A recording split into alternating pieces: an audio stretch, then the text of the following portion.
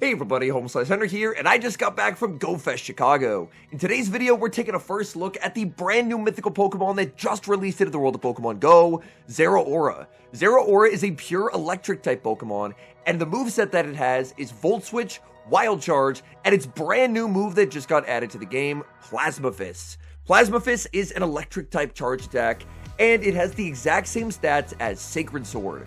I'll be honest, I really feel like they did Plasma Fist animation justice. It's one of the coolest move animations they've ever added in the game. So without further ado, let's hop into the matches.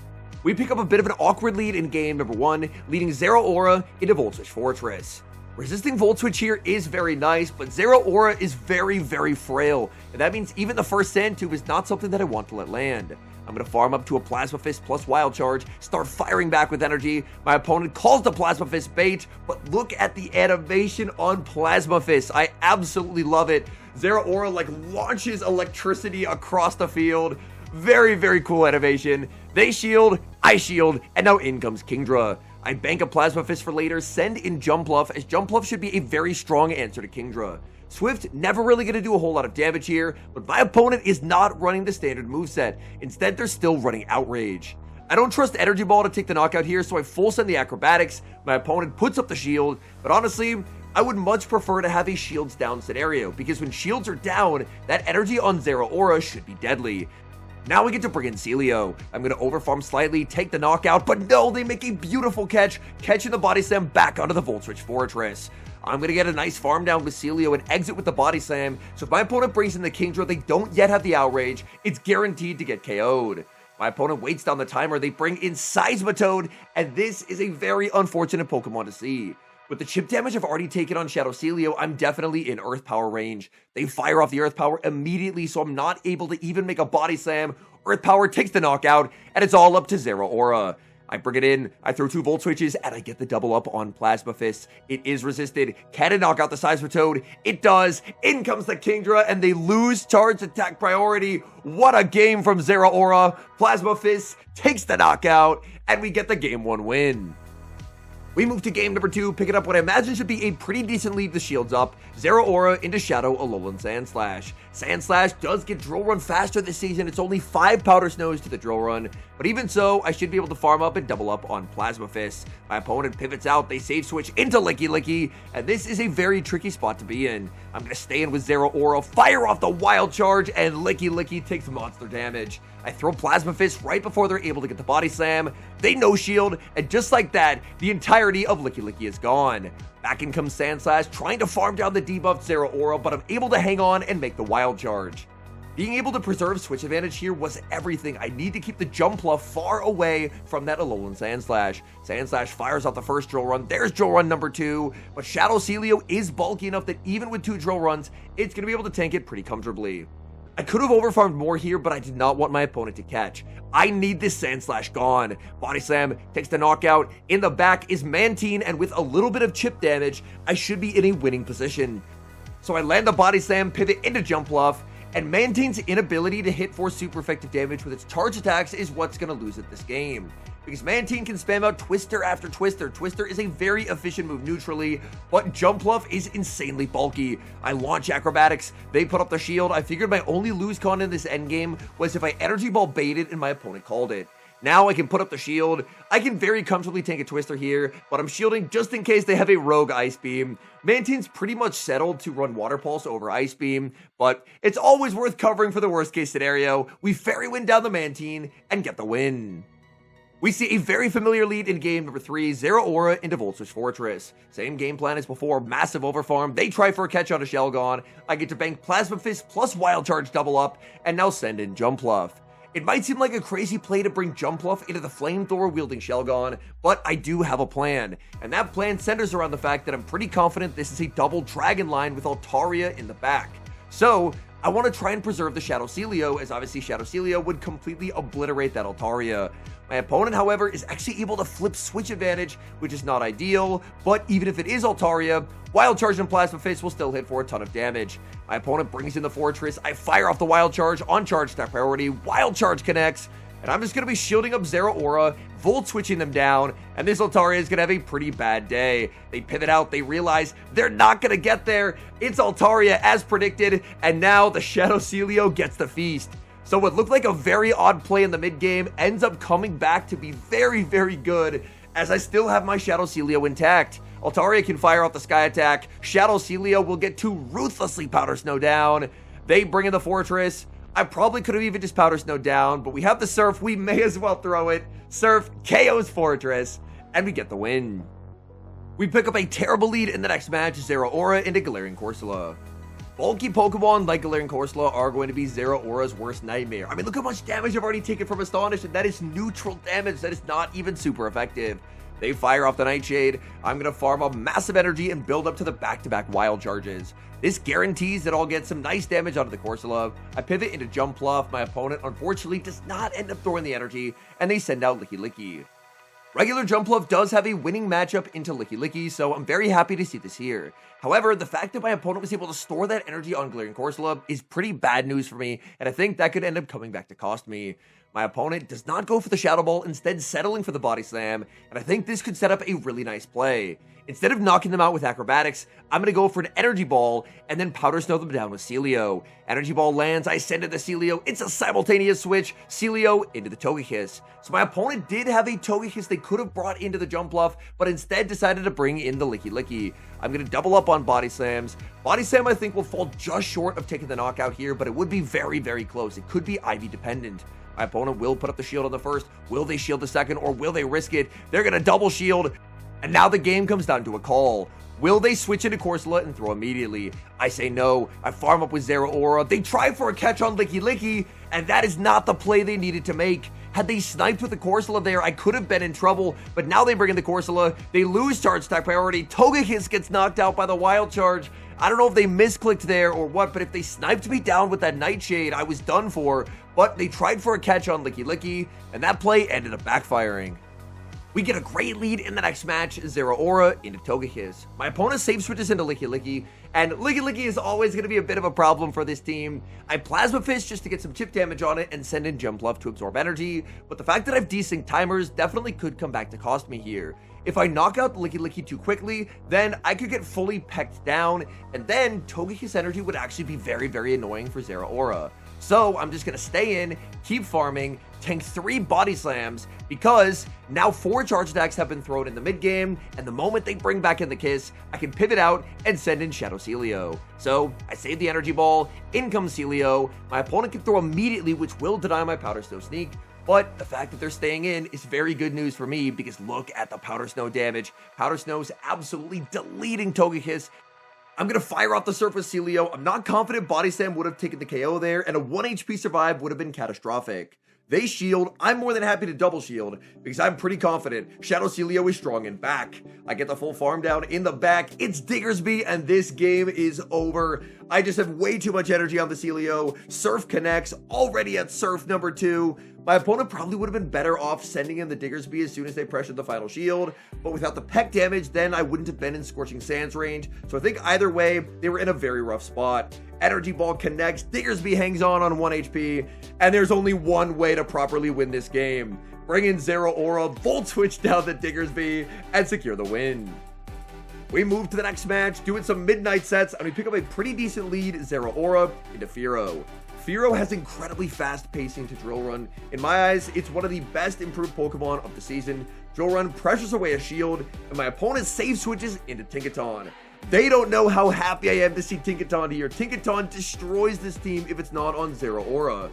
I fire off Plasma Fist, they no shield. I decide to go for Plasma Fist number 2, and the moment they no shield, I have quite a lot of regrets. I really wish that I had gone for the Wild Charge, as Wild Charge would have knocked them out, and I wouldn't have had to go down 2 shields. The Bulldoze did debuff my defense, so I'm at -1 defense as my opponent sends out Grumpig. I'm just going to keep spamming out Plasma Fist after Plasma Fist. They shield the first, I fire off the second. I think I did end up stuttering there, so they got 2 Psywaves instead of 1, but either way, we're getting such nice value out of Zeraora.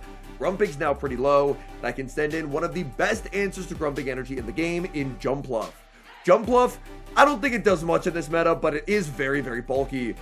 In comes Firo, I answer with the Celio, and I should have this game won. The Jump Bluff is still outside of Shadow Ball range. I can tank the Drill Peck, exit with the Body Slam, and even a Body Slam should be knocking out the Grumpig from this health rate, so there's just really no way forward for my opponent. Body Slam KOs the Grumpig, and our winning ways continue. We move to the next game, and what a terrible lead. Zeraora into Shadow Hydreigon. I save switch into Celio, my opponent responds with Aegislash, and this is not a great spot to be. However, I have 2 shields, and with 2 shields, Shadow Celio I think can put quite a dent into the Aegislash. I basically need to sell out for switch advantage in this game.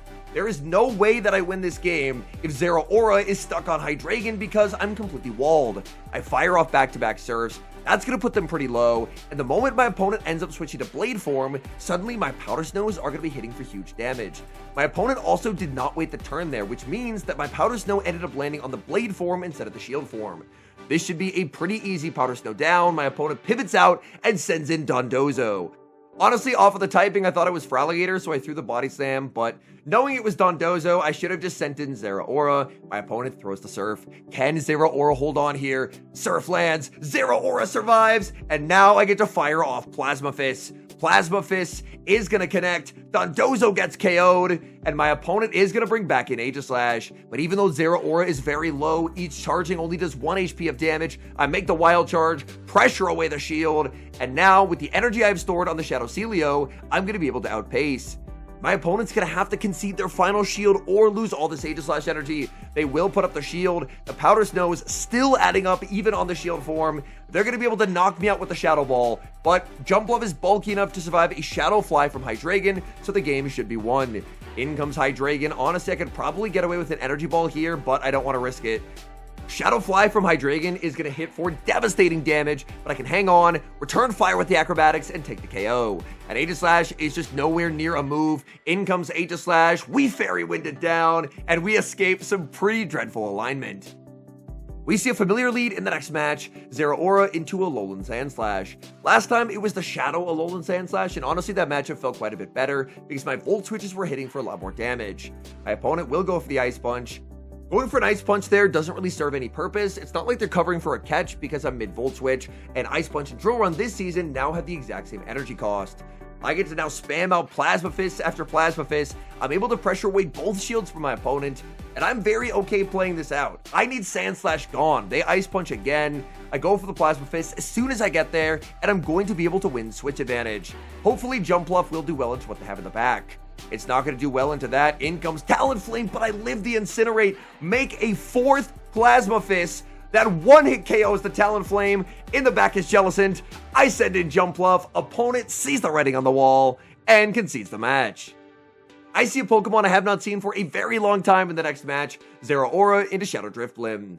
I do miss Shadow Driftblim being in the meta, but when the meta environment is completely dominated by Licky Licky, there is just no place for the balloon.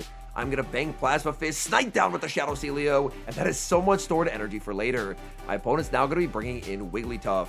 Wigglytuff, this season is honestly quite a bit worse than it has been in the past. Its neutral matchups are just really rough, so the charms really do not do a whole lot here. I fire off the Body Slam, they no shield, I full send the Surf, and I pick up the KO. In the back is Talonflame. This is quite scary considering my final Pokemon is Jump Bluff, but I think I can survive an Incinerate on Zeraora. So I pivot into Zeraora, and I get the back-to-back Wild Charges, and this game is over. Wild Charge number 1 gets the shield, Wild Charge number 2 takes the knockout, Zeraora even animates as the move goes through, down goes Talonflame, and that's a good game. Hopping into the final match, Zeraora into Shadow Malamar. I imagine I can only win this matchup in the 1 shield. And that's just by virtue of the fact that I get to my double up in 20 turns and they get to their double up in 20 turns, but Zeraora is going to be winning charge attack priority. So I farm up to the back-to-back Plasma Fist, and let's try and get some shields. Plasma Fist number 1 is going to be shielded by Shadow Malamar. I go for Plasma Fist number 2, and this will be taking the knockout unless they give me the final shield. And they let it go. They send in, oh no, a Marowak. I pivot out, but I take huge damage, and now I send in the Celio. I'm going to have to respect the Rock Slide. This would do quite a lot of damage. My opponent baits with a Bone Club, and they send in Jump Bluff. So they are incredibly weak to Celio. I should have, the moment I saw the typing, pivoted out of Zeraora and got Celio on the field sooner. I was doing these sets around midnight when I got home from Go Fish Chicago, so to be honest, I was pretty tired and I was definitely not making optimal plays. Jumpluff fires off Energy Ball. I'm barely able to hang on. I stay in just to take the Powder Snow damage, and I'm going to bring in Jumpluff. I'm going to farm up a ton of energy, try for the catch. I don't get the catch, but what I do get is the Plasma Fist. Plasma Fist is going to be threatening a knockout here. They have to shield or they lose all the energy. They snipe with the Marowak, but now I can bring in Jumpluff. I'm going to throw 2, go for the Energy Ball. This should be lethal, and my opponent just doesn't have the firepower needed to KO my Jumpluff. I can always live Acrobatics. Opponent sees the writing on the wall and concedes the match. All in all, I ended up having a very fun trip over to Go Fish Chicago. My wife and I ended up driving up the night before. We ended up crashing at a hotel in the Chicago suburbs and then drove down, played the entire day, and then drove home at the end of it. It was an incredibly fun experience. Probably my favorite part of the experience was the amount of viewers who came up, said hi. I got to take pictures with a lot of people, chat with people. So if you're one of the people who said hi to me during Go Fish Chicago, just know it genuinely warmed my heart and was probably my favorite part of the entire experience. Now, as far as the actual GoFest haul, I think I got around 15 shinies. Unfortunately, no shiny Mewtwo and no good IV Mewtwo. So my hunt for actually getting a Hundo Mewtwo, I guess will have to resume when the global GoFest happens in July. My Zeraora, as you saw from the move graphic, it does not have very good IVs. We ended up getting the 12, 10, 11, and that maxes out to 1464. So it's like a rank 2900 Great League Zeraora. So unfortunately, we didn't have good IV luck this weekend, but the shiny luck was pretty good. Now, enough about GoFest, let's talk about Zeraora the Pokemon. I think that the kindest thing that I can say about Zeraora is the fact that its moveset has insanely efficient synergy. Having 35 energy Plasma Fist, 45 energy Wild Charge, and Volt Switch that generates 16 energy per Volt Switch means that after 5 Volt Switches, you will perfectly get the energy to double up with 1 Wild Charge and 1 Plasma Fist. That is incredible moveset synergy, and that is probably what allowed me to win the games that I was able to win. While I did go pretty decently positive with Zeraora, I would more so chalk that up to strong teammates and being pre-rank 20 rather than Zeraora being a meta breaker. Anytime you have a Pokemon that has absolutely zero coverage, that's always going to be a strike against it. Now I imagine as time goes on and as more people have access to Zeraora, they'll probably consider buffing it and giving it coverage moves, but for now, it's kind of a fun collector's piece to have. But it's not going to be breaking into meta contention in a serious way until it gets some serious love in the moveset department and actually learns a coverage move. Anyways, thank you guys so much for watching. If you enjoyed watching today's video, please do help support the channel. Leave a like on the video, subscribe to the channel if you have not, and an extra special thank you as always to our channel members here on YouTube. The support you guys provide to the channel is so sincerely appreciated. So thank you guys oh so very much. And until next time, I've been HomeSliceHenry.